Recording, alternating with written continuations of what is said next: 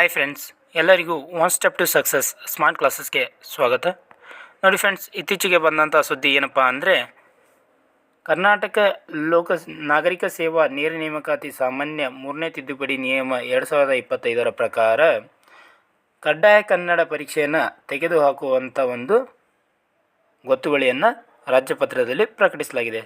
ಇದು ಕಡ್ಡಾಯ ಕನ್ನಡ ಯಾರ್ಯಾರಿಗೆ ಬರಲ್ಲ ಅಂದರೆ, SSLC ಅಥವಾ ಅದಕ್ಕೆ ತತ್ಸಮಾನವಾದಂಥ ಪರೀಕ್ಷೆಯಲ್ಲಿ ಪ್ರಥಮ ಅಥವಾ ದ್ವಿತೀಯ ಭಾಷೆಯಾಗಿ ಕನ್ನಡವನ್ನು ಯಾರ್ಯಾರು ಅಭ್ಯಾಸ ಮಾಡಿದ್ರಲ್ಲ ಅವರಿಗೆ ಇನ್ನು ಮುಂದೆ KPSC ಮತ್ತು KEA ನಡೆಸುವಂತಹ ಕಡ್ಡಾಯ ಕನ್ನಡ ಪರೀಕ್ಷೆಯನ್ನು ನೀವು ಅಟೆಂಡ್ ಮಾಡುವಾಗಿಲ್ಲ. ಅಂದರೆ ನಿಮಗೆ ಈ ಕಡ್ಡಾಯ ಕನ್ನಡ ಪರೀಕ್ಷೆ ಇರುವುದಿಲ್ಲ, ನಿಮಗೆ ಇದರಿಂದ ವಿನಾಯಿತಿ ಇರುತ್ತೆ. ಹೌದಾ? ಈ ಅಧಿಸೂಚನೆಯನ್ನು ಪ್ರಕಟಿಸಲು ವಿಧಾನಸಭೆಯಲ್ಲಿ ಸಚಿವ ಸಂಪುಟ ಏನು ಮಾಡಿದೆ, ನಿರ್ಣಯವನ್ನು ತೆಗೆದುಕೊಂಡಿದೆ. ಹೌದಾ? ಹಾಗಾದರೆ ಕಡ್ಡಾಯ ಕನ್ನಡವನ್ನು ಯಾರ್ಯಾರು ಬರೀಬೇಕು ಸರ್ ಅಂತೇಳಿ ನೀವು ಕೇಳ್ಬೋದು.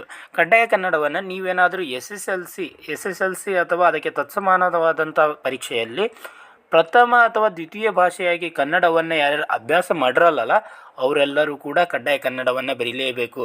ಹೌದಾ? ಉಳಿದಂಥವ್ರು ಏನಾದಾರಲ್ಲ, ಈ SSLC ಅಥವಾ ಅದಕ್ಕೆ ತತ್ಸಮಾನ ಅಂದರೆ CBSE ಆಗಿರ್ಬೋದು. ಹೌದಾ?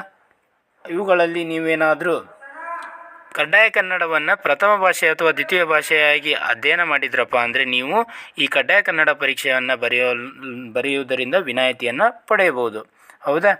ಇದನ್ನು ಇನ್ನೂ ಕೆಲವೇ ದಿನಗಳಲ್ಲಿ ಇದನ್ನೇನು ಮಾಡ್ತಾರೆ, ಆಕ್ಷೇಪಣೆಗಳು 15 ದಿವಸಗಳ ಆಕ್ಷೇಪಣೆಯನ್ನು ಸಲ್ಲಿಸಲು ಆಹ್ವಾನಿಸಲಾಗಿದೆ.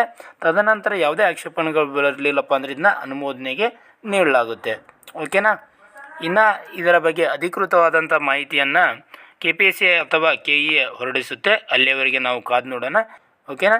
ಇದಿಷ್ಟು ಏನಾಗಿತ್ತಪ್ಪ ಅಂದರೆ ಈಗಿನ ಮಾಹಿತಿಯಾಗಿತ್ತು. ಇದೇ ರೀತಿಯ ಇನ್ನಿತರ ಮಾಹಿತಿಗಾಗಿ ನಮ್ಮ ಚಾನಲ್ನ ಸಬ್ಸ್ಕ್ರೈಬ್ ಮಾಡ್ಕೊಳ್ಳಿ. ಧನ್ಯವಾದಗಳು.